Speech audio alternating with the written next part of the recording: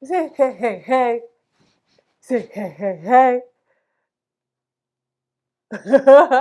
Say hey, hey, hey. He's looking at himself. Say hey, hey, hey. Are you done? Are you done? I thought you wanted to go say hi. Look at me, I'm 9 months and standing now. I thought you wanted to say that. Hmm? Hey, hey, hey. Oh, hi. Hey, hey, hey. Oh, hi. It's your first time here. My name is Adenike or Olori Esho. On this channel, I create exciting lifestyle, motherhood, relatable content. So if you're interested in any of those things, please subscribe to the channel, thumbs up this video, check out my other videos, and let me know down below in the comment section that you are a new subscriber. All right. Thank you. I'm going to put this gentleman down so that we can get talking. Please share saying mama's boy. Mama's boy. Okay, let me put him down and then we'll start talking, okay? Let me introduce you. I'll put him down. Now we can have this conversation about postpartum depression, which I decided to do because I saw Dyna EQUIPTMENT's video where she talked about it. And I was like, you know what, I would also like to share my perspective and experience on this particular issue.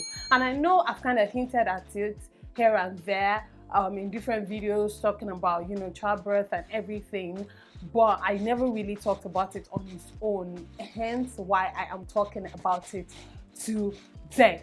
Okay, all right, so listen, I know that, you know, when I talk about having a baby and everything, I'm always trying to emphasize certain things that might seem like it's painful or that might seem like the negatives, not negatives per se, but that might appear as if, you know, they are the negatives and stuff. But that's not my goal. My goal is not to discourage you from having a baby.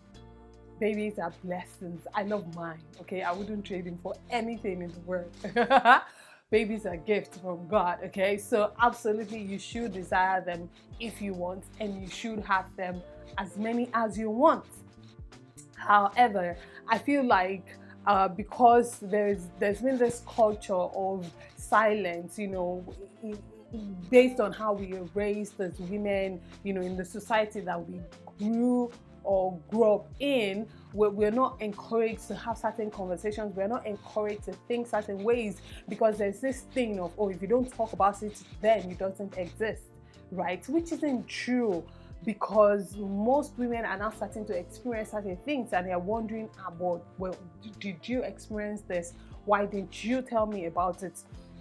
You know, so I feel like it's best to be well informed so that, you know, going through those stages or those experiences, you know that number one, you're not alone. Number two, it is absolutely normal. And number three, you will be okay and you will come out on top. And also because, you know, when you talk about certain things, you release. Do you get, like, you release the tension, the stress, the emotions? You're just able to share and you don't internalize everything. Do you get? So I think that's why it's important to have these types of conversations so that, you know, people can learn, we can learn, I can learn from you, and, you know, you can learn from me as well. So before I had my baby, of course, I had heard about postpartum depression and everything. You know, with the way everything is set up, especially with social media and everything, when people have babies, you know, they're out there posting pictures, getting back to work and just killing it, you know. So I didn't really think too much of it. But then I remember after having my baby, we were going to leave the hospital and the nurse was doing like the final checkout, whatever. And then she said to my mom that, you know, my mom should, you know, just help me through this period, that it's okay if I do get emotional here and there every now and again, but that I'll be okay. She just kind of said it, you know, just kind of like a routine pep talk, you know. But at the time I was too overwhelmed with everything that was going on. I didn't really get it. This was like the third day after delivery. I didn't really get what was going on. But then we got home And you know, when you're at the hospital, at least here, when you're at the hospital, like there's so many things going on. Nurses are constantly in and out every hour. They're checking on you, they're checking on the baby, they're doing different things. They might even help you change the baby's diaper at some point. You know, they're constantly going out. Like there's so much activity that you can't even rest. Okay, as such, and it doesn't like completely set in, right? That, oh my gosh, my life just changed completely, right? But then, you know, the moment I got home, it's just kind of like, oh, now I'm home with this baby that's going to be sleeping in the room next to me because I have to keep him close to me, and this baby is not sleeping. This baby is only sleeping during the day, and at night, when everybody is trying to sleep, this baby is crying. And I'm like, but why is it crying? And I'm feeding him, and he stops crying. But then after like, I'm talking about the very first week now.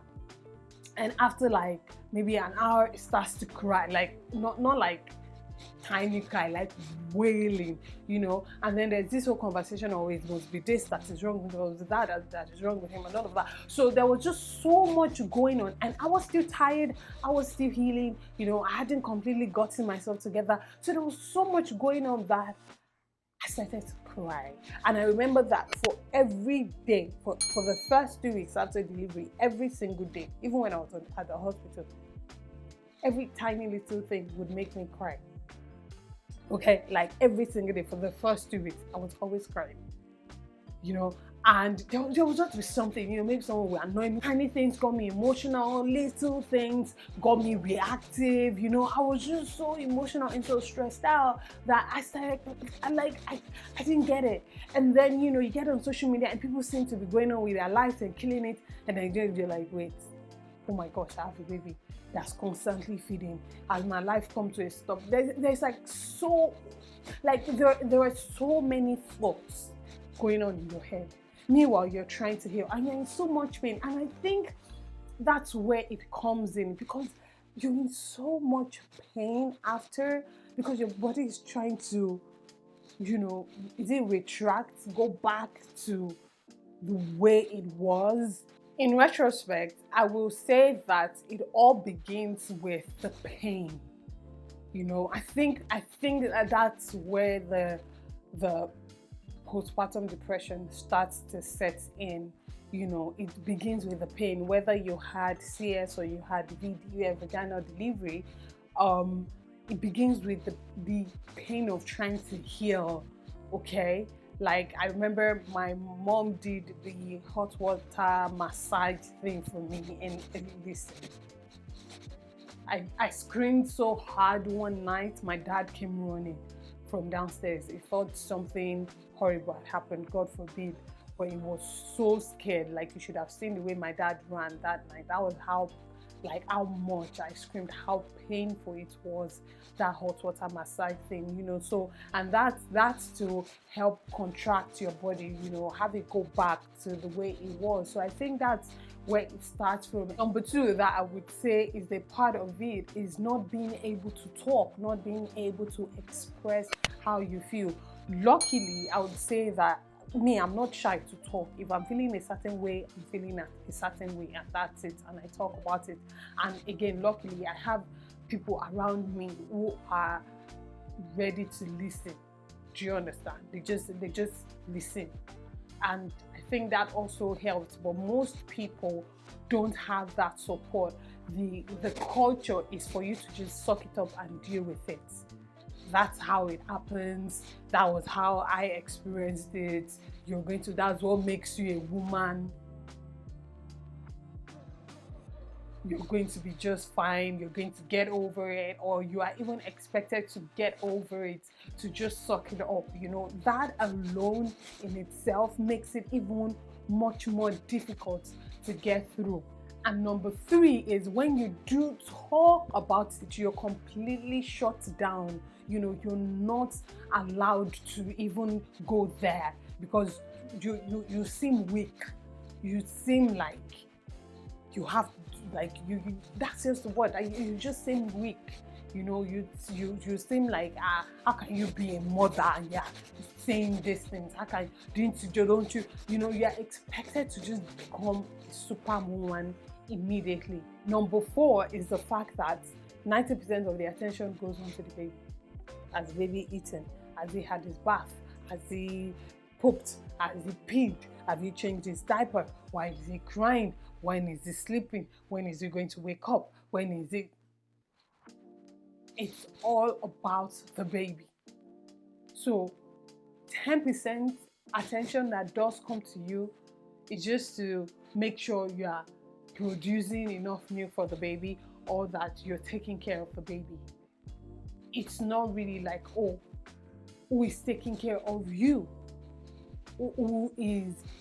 Are you taking care of yourself? It's usually not like that. It's like, oh my gosh, your baby's so cute. Hardly anyone says, how are you? Guess what? Even talking to you is some sort of therapy for me. Do you understand? Because I'm able to pour out my mind. I'm able to share how I'm feeling. And you are just there, just, not judgmental. If you're judgmental, or you don't drop your comments, thankfully, you're so supportive, so positive, and it helps, and that's what we should do as women, to stop, because it's only, especially women who have gone through the childbearing process, it's only us that can really understand what we are talking about, so we shouldn't be the ones judging other women to say, oh, you had CS, God. Or to say to a woman who just had a baby, show that being, which is Yoruba for did you have the baby by yourself? What in the world does that even mean? Did you have the baby by? No. A divine spirit came down to have the baby for me. And that's people's way. How do you even ask someone, I just had a baby, oh my gosh, congratulations. Full stop. How are you? How's the baby? How's the daddy? Full stop. All the questions about, did you have the baby by yourself? Did you have CS? Did you get a epidural? Did you not get a epidural? How is it any of their freaking business? It's not.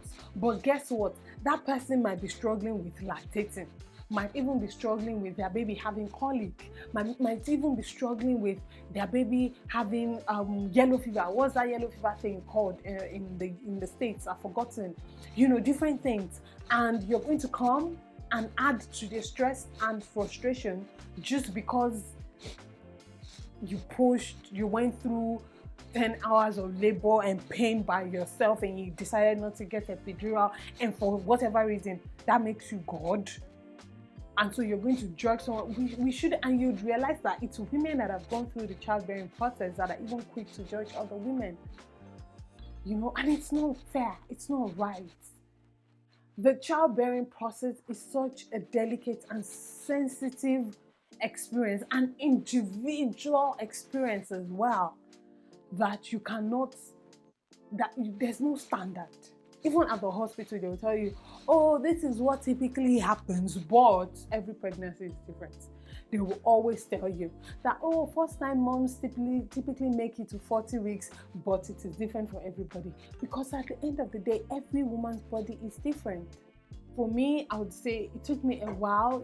I got into a lot of arguments with my mom, with my sisters, with my dad, just different things, because I was just so sensitive.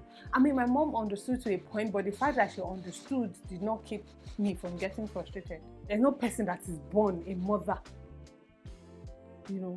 There's no person. You are not like, it's not like the moment you are born a woman, you are born a mom. No. It's a journey, it's a learning process, and people should be allowed to learn. People should be allowed to go at their own pace. People should be allowed to heal and give them all the support that they need. It's such a journey, and the more the baby grows, the more it changes. The experiences are changing. Just when you think you're getting a hang of one thing, the baby grows and something new starts. You get, so I won't say I'm completely out of it, but at least I have a support system that I'm eternally grateful for, and so I cannot complain. I really, really want to hear from you. I want to hear your experiences. I want to hear your thoughts. Even if you're single, that's okay. I still want to hear what you know. Okay, so please make sure to drop your thoughts and comments down below in the comment section. All right. Thank you so much for watching. I love you so much. I really, really do love and appreciate your support over this past 1 year that Olori Esho has been in existence. I really, really love you and appreciate you, your love, your prayers. I pray God blesses you, your homes, your marriages, your relationships. Most importantly, I pray God blesses you. Remain in God and God bless you. Bye.